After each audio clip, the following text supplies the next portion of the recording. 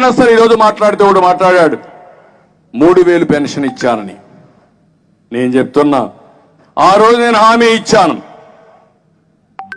200 రూపాయలు 1000 రూపాయలు చేస్తానని ఏప్రిల్లో చెప్పి ఆగస్టు సెప్టెంబర్లో 2000 రూపాయలంటే ఒకేసారి 5 టైమ్స్ పెంచిన ఘనత తెలుగుదేశం పార్టీదని చెప్పి నేను మీకు తెలియజేస్తున్నా.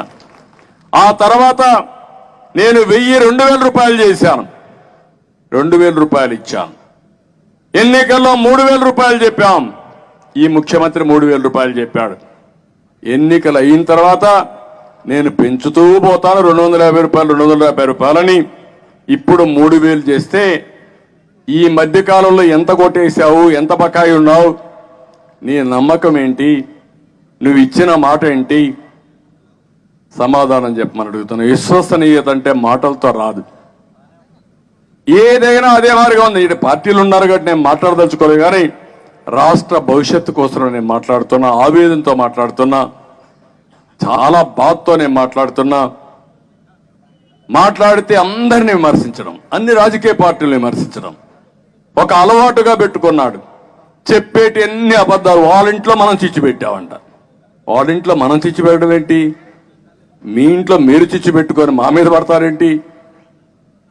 నువ్వు ఆ రోజు సమాధానం చెప్పు.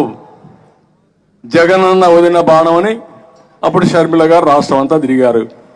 ఇప్పుడు రివర్స్ లో తిరుగుతున్నారు.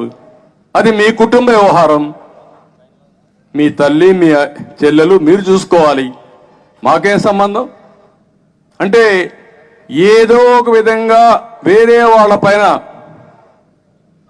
బురద జల్లేసి రాజకీయం చేయాలని రాజకీయం కాదని చెప్పి నేను మీకు తెలియజేస్తున్నా.